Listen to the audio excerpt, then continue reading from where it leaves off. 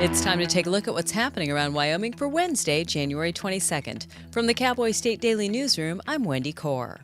At least 2 Wyoming residents are included under President Donald Trump's sweeping pardon of about 1,500 people charged and prosecuted for the January 6, 2021 riot at the U.S. Capitol. 69-year-old Douglas Harrington of Bedford and 30-year-old Laramie resident August Garcia both benefited from Trump's pardon issued Monday, despite the differences in the severity of the charges against them. While Garcia was charged with less violent conduct, Harrington was convicted of multiple offenses after breaking a police officer's wrist with a flagpole. Cowboy State Daily's Claire McFarland spoke to that officer on Tuesday. He gave me just a detailed account of holding the line, holding up the baton to stop the flagpole, getting his wrist broken. He served for another 6 to 8 hours on scene. I asked him, your wrist was broken. You felt the burning. You felt the tingling. Why didn't you bail? And he said, you don't sacrifice your fellow officers because of an arm. Wyoming senior U.S. Senator John Barrasso said he didn't agree with each of Trump's pardons, but he said that the vast majority of these cases are for simple trespass or picketing without a permit.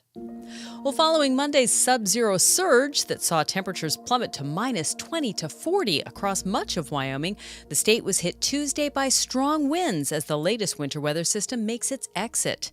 Winds gusting nearly 90 miles per hour in some places have been blowing over semi-trailers along Interstates 25 and 80, and Cowboy State Daily's Andrew Rossi reports that wind gusts in many areas topped 70 miles per hour. This is an actual phenomenon called a Chinook wind, and what that means is when the temperature rises suddenly, that creates the kind of weather conditions that generate really strong winds. So when you go from sub-zero to not even freezing point, just a rapid rise in temperature, you get these strong winds, and Wyoming's already geographically built like a wind tunnel. So it's the perfect conditions for these perfect storms of really powerful wind gusts. The Chinook winds dominating Tuesday should be gone by Thursday. However, Wyomingites shouldn't rest on their laurels at this time of year. By the weekend, temperatures will drop again as another weather system brings clouds, cold, and higher chances of snow across Wyoming. A state representative from Sheridan is proposing legislation that would finally clear up what she says is a confusing Wyoming law on filling political vacancies at all levels in the state. Cowboy State Daily's Leah Wolfson reports that the ambiguity of the current law has led to frustration and multiple lawsuits over the way county commissioners have interpreted the law to fill vacant seats.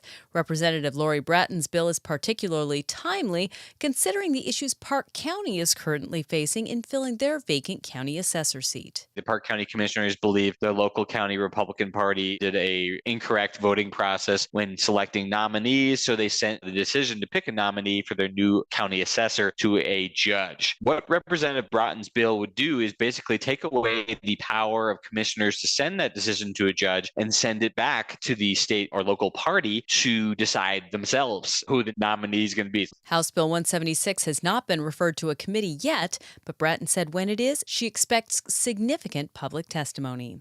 I'll be back with more news right after this. Attention all seniors 50 and older. The Wyoming Senior Olympics 2025 Winter Games are coming to beautiful Pinedale, Wyoming from February 20th to 22nd. Compete in a variety of events including the indoor mile walk, Nordic skiing, pickleball, snowshoeing, and swimming. Don't miss the celebration banquet on Friday night, February 21st, sponsored by Jonah Energy, LLC. For more information, call us at 307-321-0699 or visit www.wyomingseniorolympics.com. Register by February 9th. Landlords are dealing with rapid growth in the exploding business of online certification of emotional support animals. Landlords are suspicious of these websites, worried they've become an unfair way to force property managers to accept tenants with pets. The Montana legislature is considering a bill that would tighten the rules governing the certification of emotional support animals. But Cowboy State Daily's David Madison reports that it's even easier to get certification in Wyoming than it is in Montana. Legislators right now in Montana are looking for ways to tighten the language around the emotional support statutes to make sure that landlords are able to say no when there are really extreme situations, like, say, a pony in a studio apartment. Senate Bill 149 remains tied up in Montana's Senate Judiciary Committee, and the sponsor of the bill doesn't anticipate much opposition when it gets a committee hearing. And that's today's news. Get your free digital subscription to Wyoming's only statewide newspaper by hitting the daily newsletter button on cowboystatedaily.com. I'm Wendy Kaur for Cowboy State Daily. I don't think that many kids in my son's school even do it. He makes fun of his friend who vapes. He would never try it. She's into soccer. She's on the honor roll. She's just not the type. No way. No way. No way. No way, my kid would never vape. Get your head out of the cloud. Today, nearly 8,000 kids will start vaping. Maybe even yours. Learn about the dangers at talkaboutvaping.org. In Southwest Wyoming, wide open space is waiting. This is how we explore it. In Rock Springs and Green River, Wyoming. Plan your adventure at explorewy.com.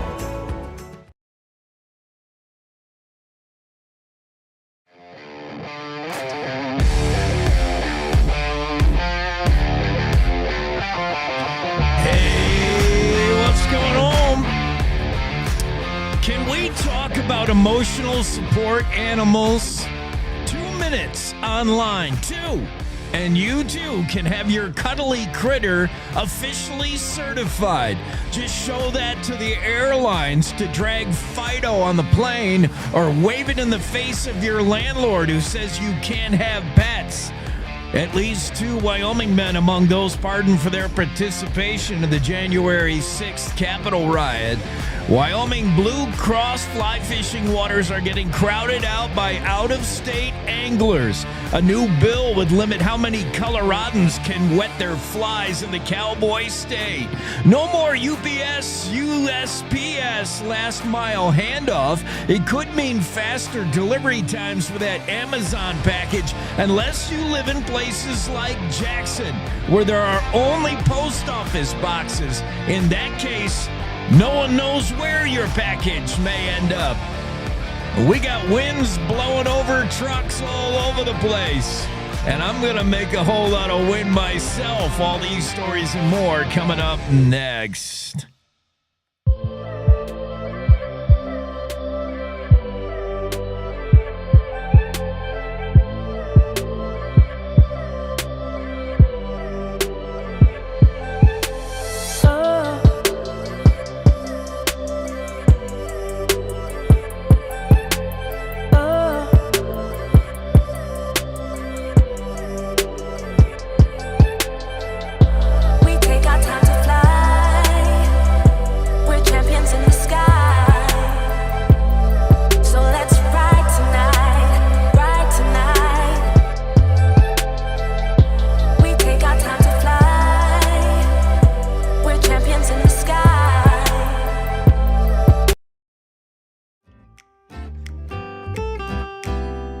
Your morning sunrise, a very nice, cold-looking photograph.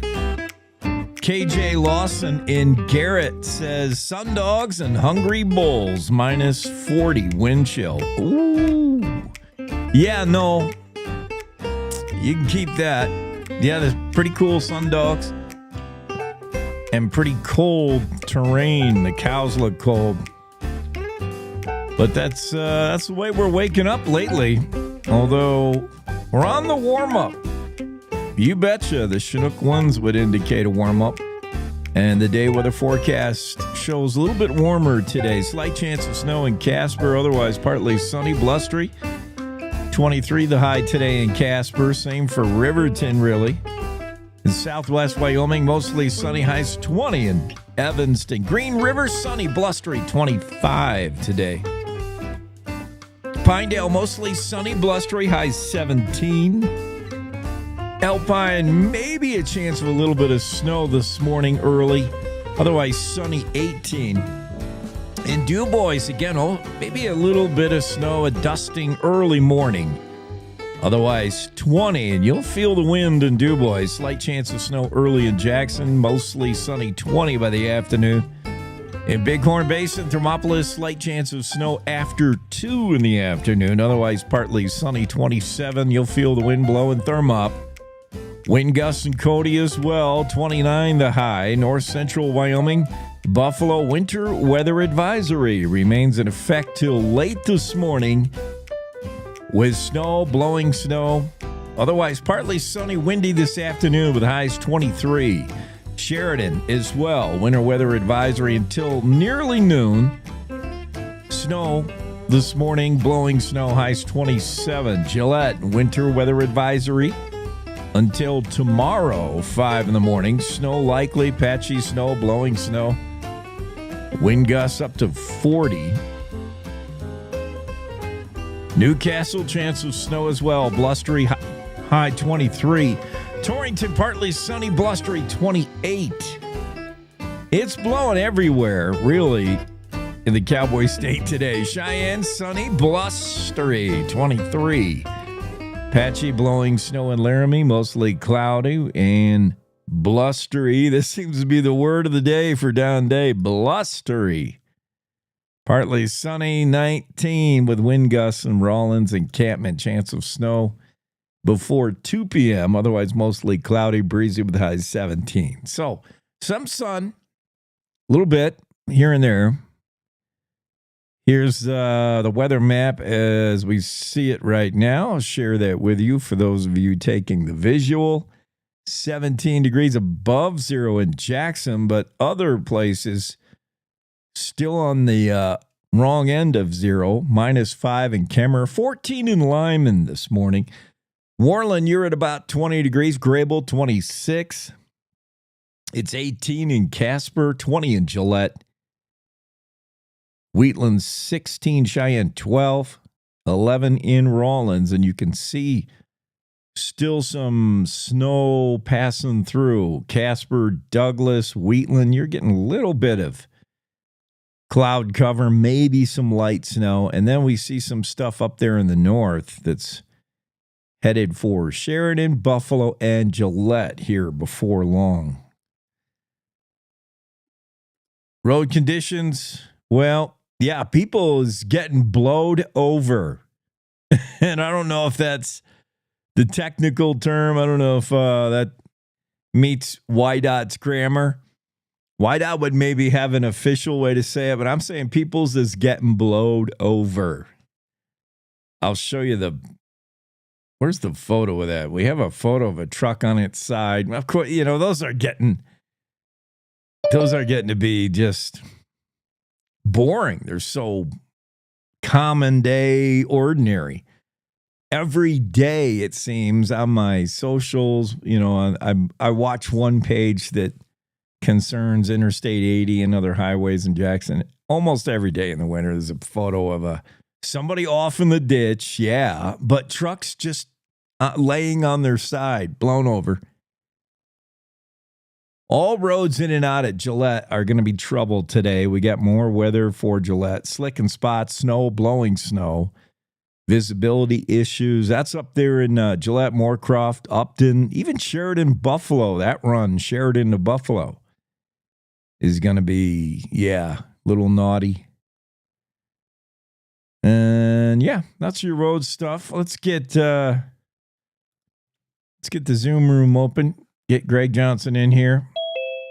Of course, I'm always surprised to see whether I'll be upside down, small, off the picture, or what.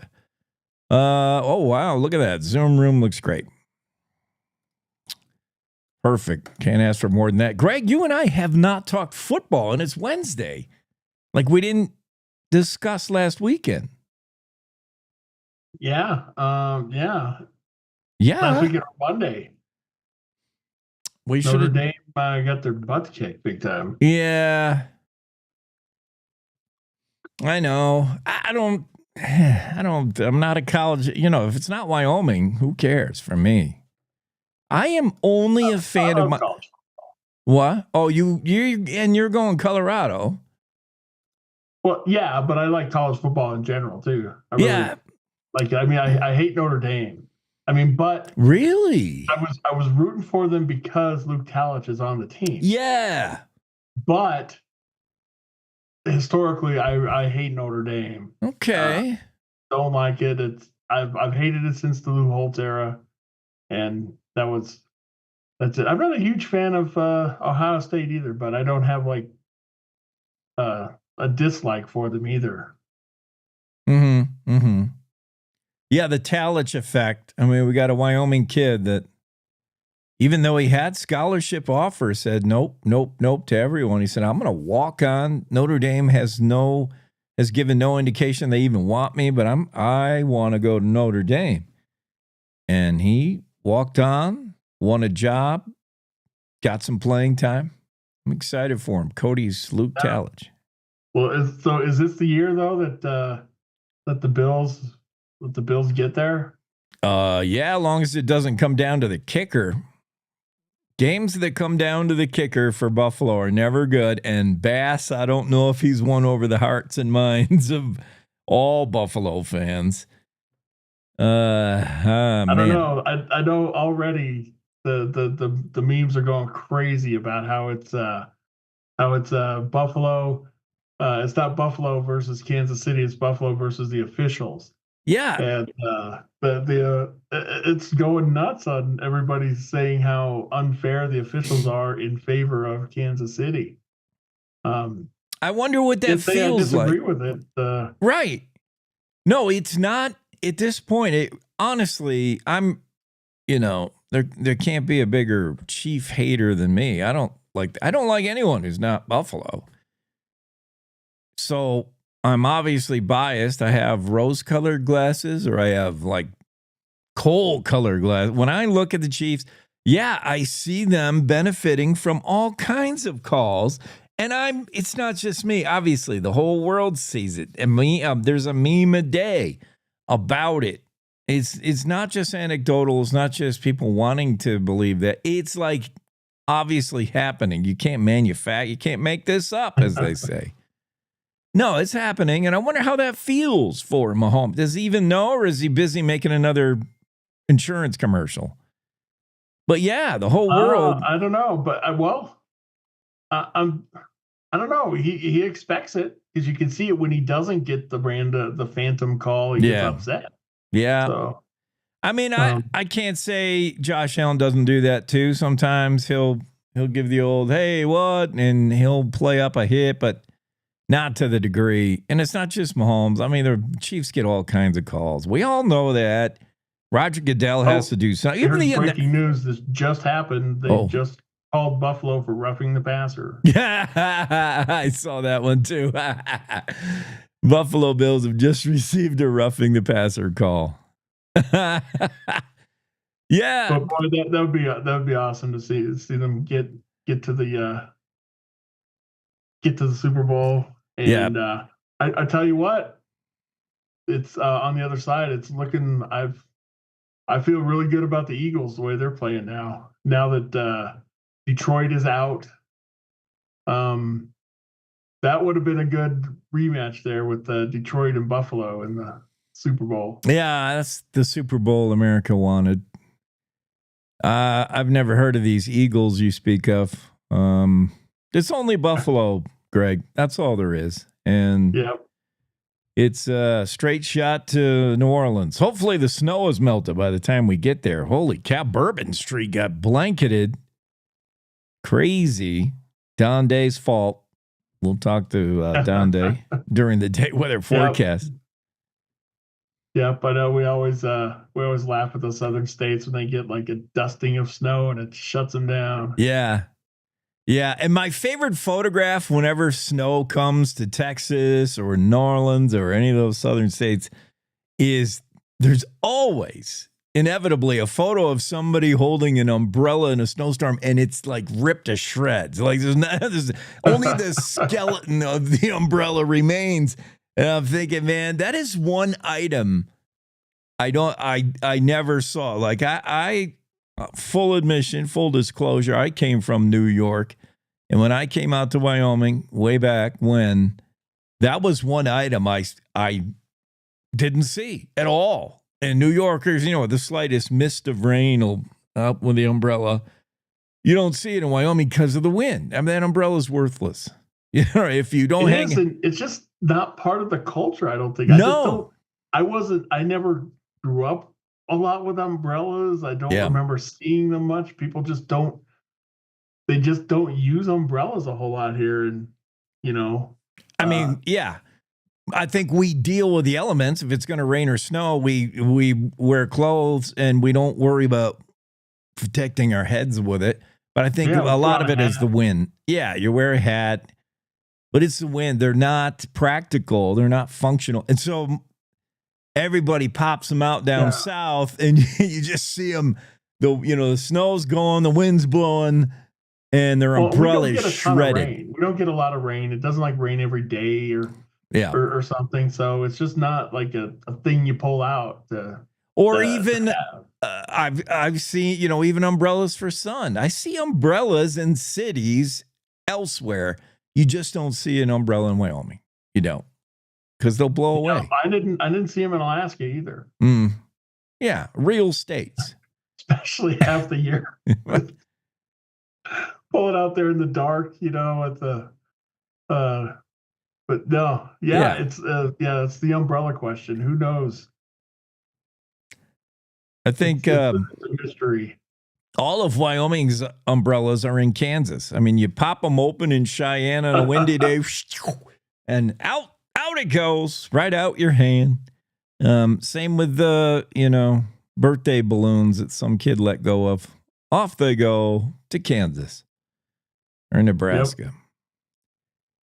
What's going on in our news? What do you think about the pardons for those participating in the January 6th riot? I know a great majority of them were just along for the ride. They were like, I just want to be here. I want to take it in. And they were just cited for trespassing. No big deal. Some were on the front lines and got a little aggressive, maybe accidentally hit a cop, maybe on purpose. But they all got get out of jail free cards from Trump. I don't know. We talked about pardons yesterday. I mean, that's something the president gets to do. I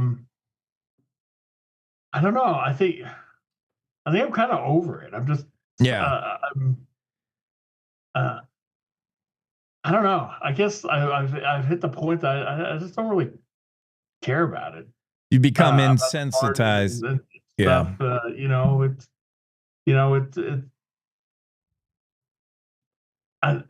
I don't know. I mean, I think a lot of the people there probably were in some way breaking the law. Were they, those 1,500 people, is it something they really should have been prosecuted for? I don't know. But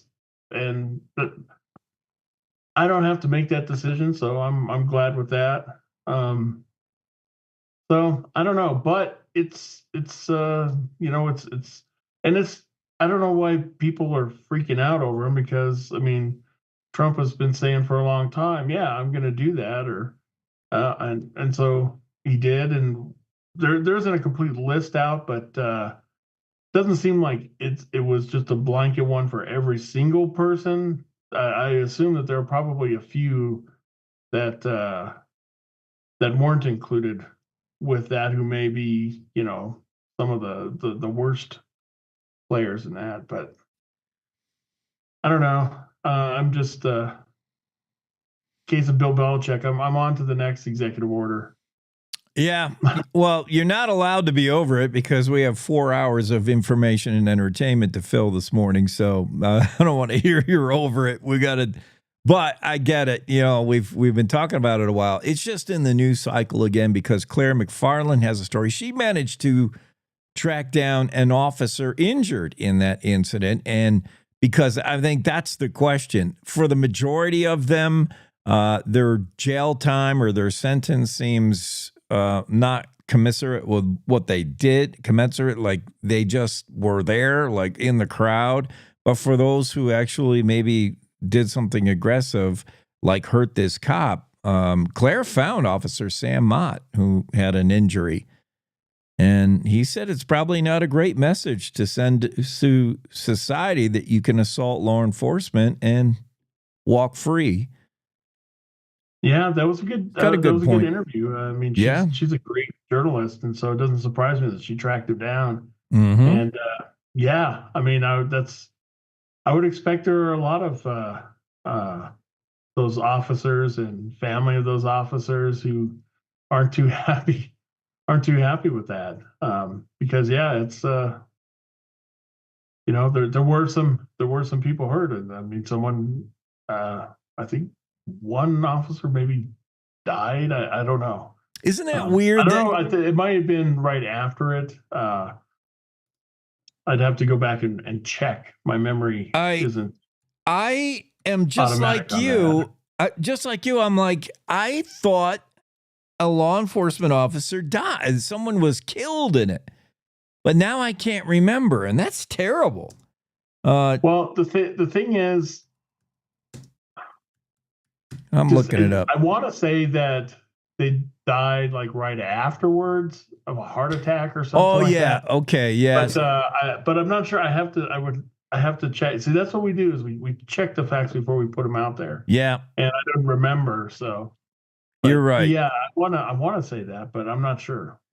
There was one officer, 138 officers in total, 73 Capitol Police, 65 Metro. Of the 138 injured, 15 hospitalized, some with severe injuries. And in the case of Brian Sicknick, who was a Capitol Police guy, he died the day after he suffered 2 strokes.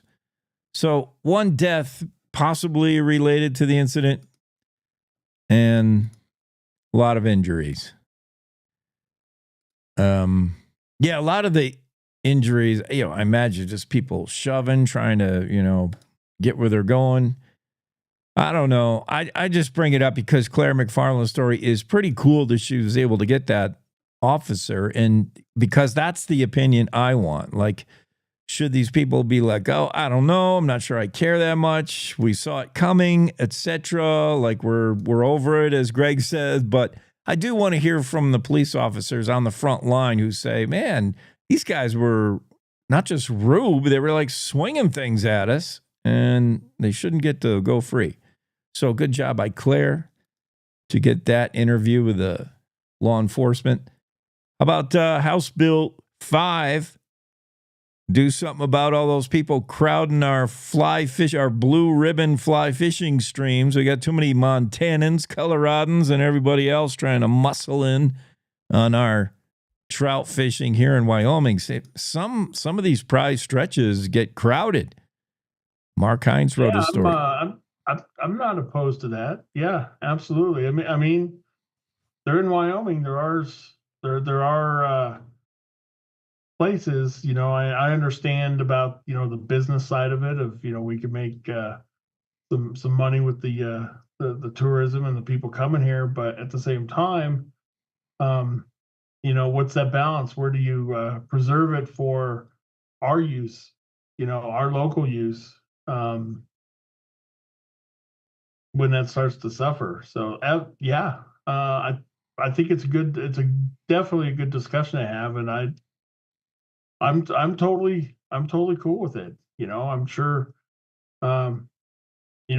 these are our fishing waters, and we should be able to enjoy them without it being ruined by just too many, and with these guys taking advantage of it. They don't have to pay or be registered or anything like that in Wyoming. So they bring them up here, and who knows if they're a good guide or not. They could just be guys doing it, Yeah. So, or it could be too expensive in their state, or they're over-regulated in their state, and these guys couldn't get a permit. So, yeah, they come over to Wyoming where it's free, and they just crowd up the streets. I know. I like the idea. I like the theory of any bill that limits out-of-staters from fishing in Wyoming waters, because it's even getting crowded for us. However, it does open the door to government regulation, which is a pain in the patootie. 2 fly fishing guides spoke in favor of it. Colby Spencer was there to testify. Paul Ehrlich both says something needs to be done. It's just getting too crowded on the waterways. So even they want the state to regulate the industry and regulate themselves, which will probably mean a fee for a permit. And that's where I have a problem. I'm just a regular dude, and I want to go use my own land, my own state, my own public land. I get out on the water and go fly fishing. Well, now I got to have a permit. Already have to have a sticker on my boat when I go to the park. I got to have proof of. You do. I think this applies to guides. Okay. I think it applies to guides. And there's a problem too. Like if you're a bad guide like say, down in Yeah. Colorado and you're banned from guiding there, but we don't have regulations on guides. So you come up here to do it. So we attract, so without the intention of it, we attract people who aren't allowed to do it in their own states because they're bad at it for some reason. Right. Good point. Yep. I don't know that anybody's getting too rankled over this USPS, UPS last mile delivery. The contract is ended and neither side wants to renew. So if you don't know what it is, you probably won't feel too affected. And if you don't live in areas in some place, if you live in downtown Cheyenne like Greg there, he's not even going to notice. But if you live in rural areas, if you live in Jackson where I do, and you know what this handoff is, and if you order something from Amazon, let me give you the scenario. Order something from Amazon, UPS delivery, 99% of the time in my place, it's going to be the UPS guy that brings my package. When it gets crunch time, like around the holidays or whenever UPS decides it, they may hand it off to your local post office rather than bringing it to your house. They may say, we don't have time. They just dump a truckload, literally, of packages at the post office. Post office takes an extra day or 2 or 3 or 8 to sort those out, depending on how many people are working at the post office on any given day, which is usually 1. And then they are supposed to deliver it instead of UPS to your house. Well, in Jackson, there is no home mail. We don't get our mail. We don't have mailboxes. Nobody does. Well, very few do. We get our mail at the post office. We have to go get it. And the post office will send it right back where it came from if it doesn't have your post office box on it. Because they can't hold it. They say they send tons of packages back. If it doesn't have, this will totally affect people with post office boxes, right? Because before this last mile contract ended, in the before time, so that you had to make sure you had your post office box on there, even though you were ordering something that you knew UPS was delivering. UPS doesn't care. UPS doesn't even want your post office box on there, and sometimes you're filling stuff out online, it won't accept. If you put a post office box on there, it says we don't, UPS will say, don't put the post office box on there. We don't deliver to the post office box. So, because UPS can't deliver to the post office box because it's post office stuff. And so I mean, that quote that Renee had in her story, Amazon packages are being returned by the armloads for my PO box customer. Yeah, according to a postal worker in Wyoming. Yeah. It's going to be a real problem. That is a problem when that deal it's already a problem because what you've learned to do in Jackson and other places that don't have mail deliveries, you've learned to hide the post office box. You put it somewhere in the address in parentheses, or you don't use the letters P.O., or you try to sneak it in there. And if you have an attentive post office postal worker, they may catch it and they may say, oh, okay, this one goes to this box. But for the most part, they're so overworked and overtaxed and they don't care. They just say, well, I don't have a post office box. This is an address. We don't deliver to addresses. And back it goes. And nobody gets their package. That was before the contract ended. Now the contract ends and who knows what's going to happen. Whether your post office box is on there or not on there, you're never going to see that package ever. Probably. Big trucks blowing over in Wyoming. Andrew Rossi had the story about Chinook winds. Common occurrence. Yeah, that story kept changing because I kept checking. It seemed that the windiest place was that Bordeaux, right there, just south of Wheatland. And as I'm reading it, I keep checking, and every time I check, it's higher. The gusts are more. We spotted it at 80 miles an hour. By the time we're ready to put the story up, the gust is 88 miles an hour. And I wondered, well, if it's 88 miles an hour, I wonder if there's any time traveling going on over there. Wait a minute. Is that a reference to the DeLorean? It is. Okay. You get up to 88 miles per hour. That's what triggers the flux capacitor. You got a good memory. I haven't seen that movie in a long time. I would not have remembered that. Okay. Yeah, could be. Could be Bordeaux really doesn't exist in this day and age, which I don't think it does, but maybe Bordeaux only exists in the past. 88-mile-an-hour winds. Yeah, and hey, Greg, that's the one advantage. You came up with print newspapers. That's the one advantage of, there was a time where as of press time was a common phrase, and you had to go to press, as they say, in 80 miles an hour. If that was the number at 4:30 when you went to press, well, then that was the number. But in this day and age, we have digital news, and you're able to go in there and edit and change that number anytime, and it doesn't change the story. Some people don't like when a story changes or you correct the story online without referring to it. But in this case, here you go. You're just updating a number. It's handy when you're talking about a wildfire, current acres burn. You can update that every hour if you have to. And in this case, the wind was 88. That's the highest we got. If we have, well, it depends on the correction. I mean, we definitely point out when things or we'll put an update on it. Like if it's a story that's still developing, and then we go in and change it, we'll put an update on it. So the story has been updated to reflect this. But if it's missing a "the" in a sentence or something, we don't put a correction to point it out. This story has been altered to add a "the" in this sense. Those types of things are just, they're just little tweaks. But if it changes the story, if it adds to it, or if you're correcting something that was wrong, you need to point it out. And we do that. Yes. In fact, we have a story in there today, Claire McFarland's story. When she first put it up last night, we knew a Gillette woman was shot multiple times. We knew she died. We just didn't have her ID'd.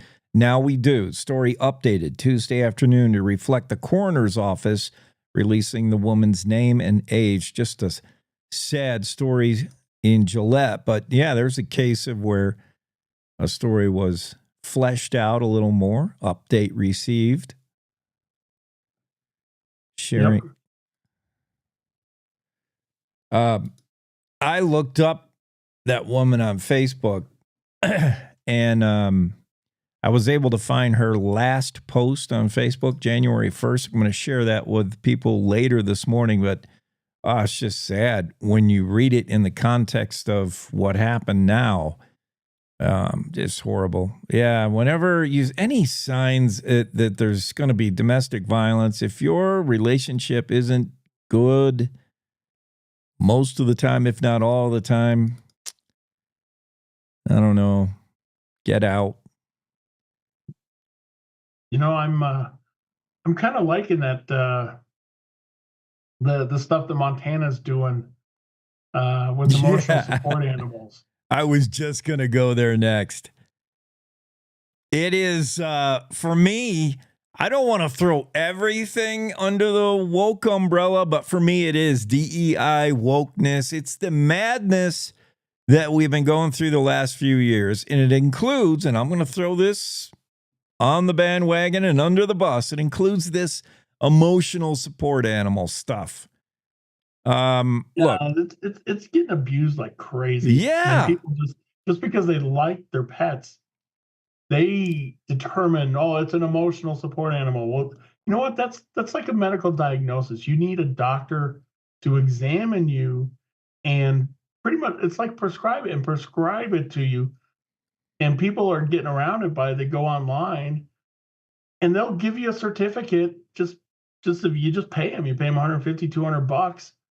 They'll send you a certificate. Yeah. And I mean, it's no examination, nothing that determines. And David did a great thing. He went on one of these sites that basically they're these emotional support animal certificate mills is what they are. And he answered, they ask, how often are you depressed? And he answered the lowest on rarely. I'm rarely depressed. I'm Right. rarely whatever. All the way down, said, congratulations, you get a certificate. Right. It's it's nuts. And they have a good point up there.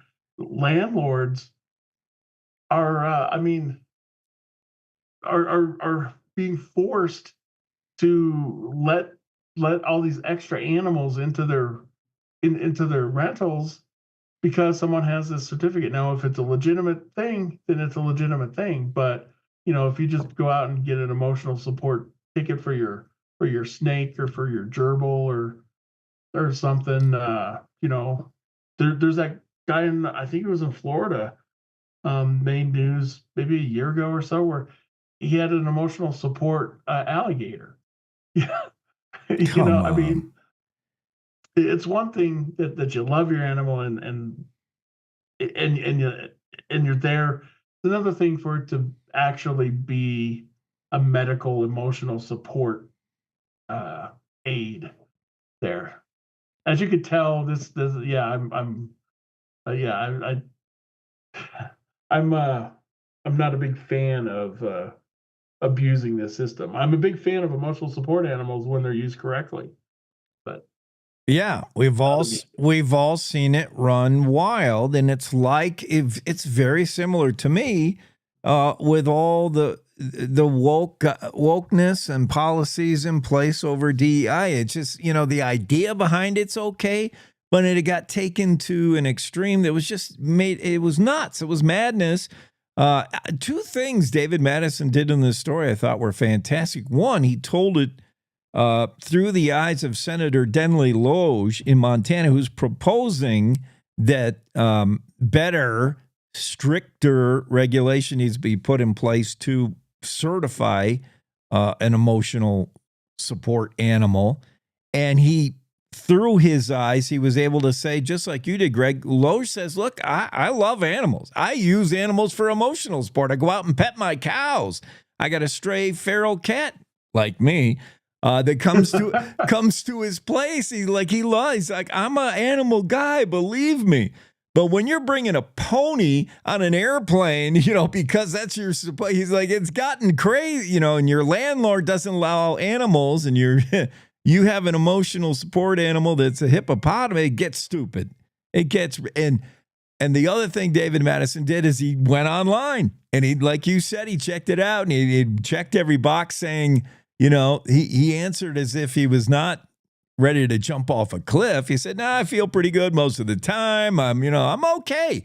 And it took him like 5 minutes before the website Petable said, send us your money and we'll get you that certificate, the ESA certificates. It's all about money, in my opinion. But great story and a great Wyoming has got even easier route to getting an ESA certificate for your animal. So, yeah, it's become a problem because I think it's being abused, and so does Greg. Yeah. What else happening? Now, I've just put myself out there. Now I'm obviously an animal hater. Yeah, well, I know. We know animals are emotional. Anyone who owns an animal or loves an animal, they are emotional support. For sure they are. That's why we have them. They give us comfort. A pet a cat and listen. The cat's purr is in the key of C, by the way. I'm pretty sure, and it's been scientifically proven to not only calm the cat. That's why it purrs, but it calms the person. Like, yeah, animals give us support, but to what degree can we not be without them? In the bank, in a restaurant, we got to bring that dog everywhere. Come on. Yeah. I've written thousands of columns, of course, my career, 2,000 or 3,000. And I think the one that got the most response was the one I wrote about how you shouldn't put clothes on your pets. Oh. And people came after me as being an animal hater, and I don't know. I know it's a different subject, but as long as we're talking about animals, No, where do you that's. stand on putting clothes on your pet? I want to read that, Greg.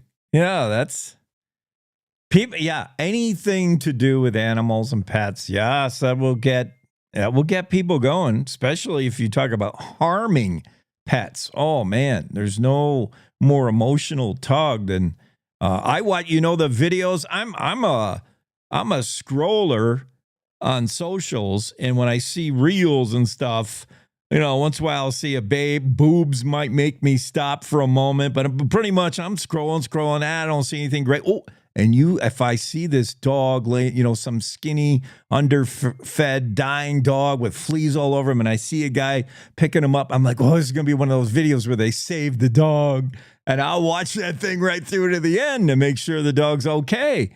Yeah, we all love our animals. And, man, any story about them probably going to be among the most read. You shouldn't put clothes on a cat because they'll fall down. You ever seen anyone? I don't know. I don't know. The people say, well, they love it. Well, how do you know that? Who knows? I mean, there's millions of the pets out there. There may be one or two actually love it, but I don't know. It just seems too much. And people who don't have kids and say that that their pets are their babies. Yeah. Now, I understand you love them very much, but they're not human. And yeah, like saying, kind of referring to yourself as a parent because you have a pet instead of having kids, there is a big difference. I don't know. Slightly. I'm just showing more and more why I hate animals. No, for me, the average 8-year-old human kid and a dog are the same. You treat them exactly the same. You feed them, you spank, you punish them when they need it. They're exactly. It's just that the dog you don't have to put through college. When the time comes, the dog will be gone by then.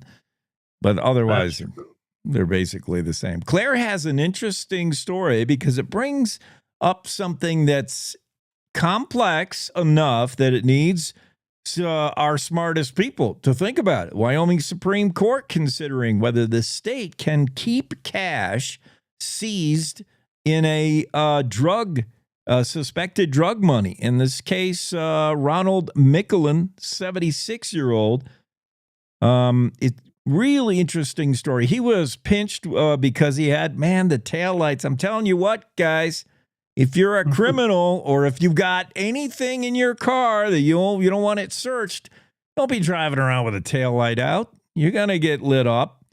So it's a taillight, and sure enough, they find minimal amounts of drugs, some mushrooms. I don't know what 0.3 grams of cocaine is, but his lawyer said it's just like party amounts of drug. He's like, this is not El Chapo. He's not a dealer. He's a old man on a fixed income in Wamsutter, Wyoming, a retiree. He's just got a little small amounts of party drugs. And the cops, he said the cops are coming down on him. And he's got 54 grand plus in cash. He said most of that's from cashing out his 401k. And the coppers say, no, that's from selling drugs. So there's where we differ. I feel, even though I rarely take the side of criminals, and I think they're not punished hard enough, criminals, in this case, to seize the guy's cash, it may be totally unrelated to drug. It may indeed be his 401k. It may be his job. Maybe he has a side job at the gas station. He's just saved up. That seems a little over. When you take the guy's money, I think you have to prove it was derived from the selling of drugs in some way, but Supreme Court will decide. Well, I think the guy even admitted like half of it. Yeah, he did say, right. He did say some of it was from selling drugs and a lot of it was from his 401k. So I don't know. Supreme Court will decide. Claire has the issue, which I think is an issue, one that you have to think about. Could tickle your brain. Anything else in the news you noticed? Yeah, I think that one was one that I had. I think it's kind of interesting, this bill to change how vacancies are handled. Like if someone resigns from the county commission or from a school board or from the legislature, the process now is whatever party they're part of, whether they're Republican or Democrat, that county's party submits 3 finalists to the commissioners or the city council, however they do it. Yeah. And then the commissioners select from those 3 who's going to fill that seat. If they can't or they won't, then it goes to a judge. It goes to the court. And then the judge, at that point, anybody, not just those 3, but anybody who wants to apply can apply to fill that seat. And the judge can pick from any of them, from the 3 that the party did or any of them. And then that's how they do it. And under this bill, they say, well, you know what? It would give the parties more power, because instead of kicking it down to a judge, if they won't make a choice of the 3 the party gives you, then this bill would say, okay, it goes back to the party and we'll pick one. Yep. It's interesting. Our own columnist, Rod Miller, I saw, chimed in on this, and I think he prefers a vacancy be filled by a special election. Let the people decide again how to fill that seat, not the party. Yep. There's a provision in there for that too. Yes. I don't know. I don't know. I'm like not that crazy about it, because I'm wondering, in what case does that governing body, does the town council or the county commissioner, in what case can they not fill the vacancy? What would be the reason why they won't or can't?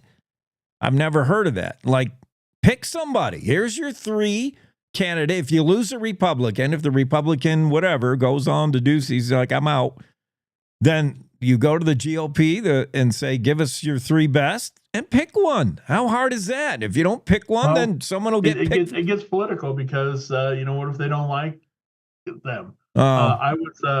It's happened a few times here when I was in Gillette. Oh yeah. The county commission was kind of feuding a little bit with the Republican Party. They had a vacancy.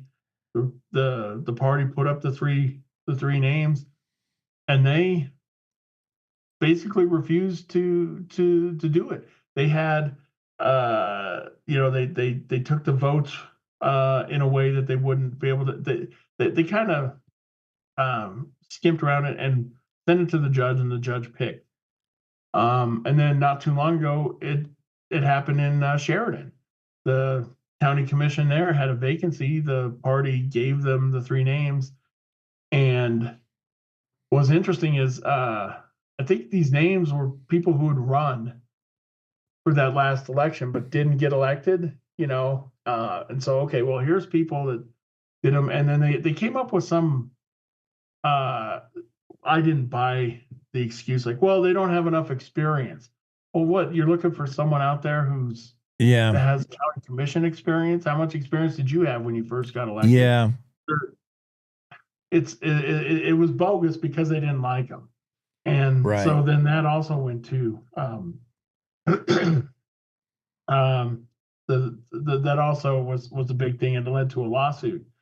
And now, just recently, last week, something, there's a problem with it in Park County too. So it's more often it's happening where the process is going to the courts and then getting sued over stuff instead of just picking someone to do it. I don't know. I guess it does come up. But I think it's your own fault, whether we're talking about a town council, county commission, or whatever governing board. If you have a seat vacancy and you're given 3 choices, if you don't choose one will be chosen for you. I mean, start adulting. Pick one of the 3. If you hate them all, then someone else is going to decide for you. Sorry. And that's the process. You don't get to. It's not someone you like. You don't get to choose it. The party. Right. If the person who left was a Republican, the Republicans get to put up another Republican to fill it. Right. It's a Democrat, the Democrats get to put up another Democrat to fill it. That's what you're there for. You're right. To pick from the three they give you. Right. And it's also, it's just weird when that governing body gets to choose, because here's what motivates them in their choice. They may not necessarily pick the best person for the job or the person that represents the people the best. They're going to pick who they think plays in the sandbox the best. So they'll choose from among, theoretically those three candidates who they think is the friendliest, the nicest to sit and work with, because they're going to have to debate and argue stuff. And and it could be that they put up someone who is like always comes and complains. Yeah, and gripes about, right. They're like, well, screw that. I'm not putting them on the commission. And that may be the exact best person for the job, and they don't want to play with them. Yeah, how do you fill vacancies? I don't know. Maybe you just go back. You start with plan A is pick who got the next highest votes, who just missed getting elected, because that person has already shown a desire to be on that board, be in the counselor of the commission. They campaigned for, they work hard to get that seat. They just missed out. Take the next highest vote. I don't know how you do it, but it could be that's more messed up than I thought. But yeah, good story. That was, who had that story? Leo? Yeah, Leo Wilson and State Rep Lori Bratton Sheridan. She said it needs to be fixed. That's just her statement to Leo. We got to fix this. House Bill 176 would change the process. We'll dig into that a little later. Hopefully get Leo on the show and talk more about it. Yeah, good stuff this morning. Yep. Go Bills. I'm going to take off and get to work. All right, man. Thank you. All right. See you, Jake. Okay. Greg Johnson, Cowboy State Daily managing editor. Whoops, I'm in the wrong room. There we go. Just interesting stuff. Let's take a quick break. We'll get to top of the hour news with Wendy Core in just a moment. We'll be right back. After these, it's the Cowboy State Daily Show with Jake.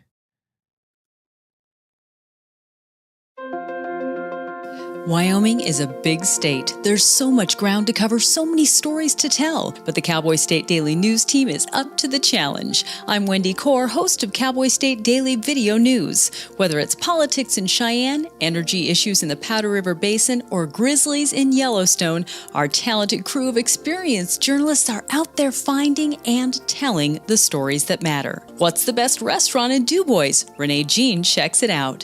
What's the most recent Supreme Court decision mean to our everyday lives? Claire McFarland explains. How is the upcoming elk hunting season shaping up? Mark Hines lets us know.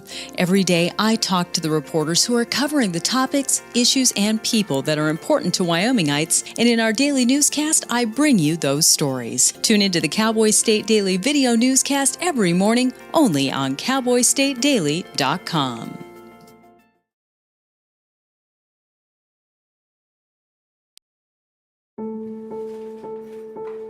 We all make choices. When it comes to alcohol, kids make choices whether to drink or not. Bye, Dad. Bye-bye. Remember, I'm going to Alex's party tonight and sleeping over. Have fun. Hey, have a seat for a second. Remind me about that party again? Alex is just... And adults make choices whether to talk about it. That's true of parents and every other trusted adult in a kid's life. Kids want to know our expectations when it comes to alcohol and other drugs. They want guidance and honest answers to their questions. And it makes a difference when the message is consistent and part of everyday conversations. So talk with your kids and help lead them on a positive path. Because when you talk, they hear you. For more information about talking with your kids about underage use of alcohol and other drugs, visit underagedrinking.samhsa.gov. More stories coming up in the next hour. We'll be joined by Andrew Rossi, Claire McFarland, Leo Wolfson. Don't miss any of it. It's the Cowboy State Daily Morning Show with Jay. Time for news. It's time to take a look at what's happening around Wyoming for Wednesday, January 22nd. From the Cowboy State Daily Newsroom, I'm Wendy Kaur. A woman died of apparent gunshot wounds in a Gillette emergency room Monday night. The Gillette Police Department responded to the report of gunshots, and officers arrived on scene to find an adult female with multiple gunshot wounds. Cowboy State Daily's Claire McFarland spoke to the county coroner, who confirmed that the victim was 33-year-old Haley Martinez. The police call stemmed from a Gillette residence. She died within about 20 minutes of the call, like 8:30-ish at the emergency department. And police arrested a man who was at the scene, but they were not confirming who he was or his relationship to her, even though the jail log says someone was booked on second-degree murder. Gillette PD Deputy Chief Brent Wasson declined to comment further when reached by Cowboy State Daily on Tuesday. That includes who the suspect is and what alleged charges he was arrested for. Well, unless something is done, Wyoming risks its prized trout fishing rivers turning into aquatic mosh pits like those in Colorado and Montana. That's what some anglers told lawmakers during a meeting of the Wyoming House Travel, Recreation, Wildlife, and Cultural Resources Committee. Cowboy State Daily's Mark Hines reports that House Bill 5 would give the Wyoming Game and Fish Commission authority to regulate commercially guided fishing. We're hearing more and more from people that the rivers are starting to get crowded in Wyoming. A lot of the folks that are showing up here are guides or people calling themselves guides, just taking a buddy fishing. And because there's no regulation on that, hunting guiding is regulated in Wyoming. Fishing guiding is not. And because of that lack of regulation, these out-of-staters are bringing in their clients and just bringing more and more mobs of people onto the river. Quality of the fishing here. And so they're asking the legislature to put some kind of regulation on it. The committee used up its allotted time listening to testimony about the bill Tuesday and so took no action on it. The committee plans to take the bill up again Thursday.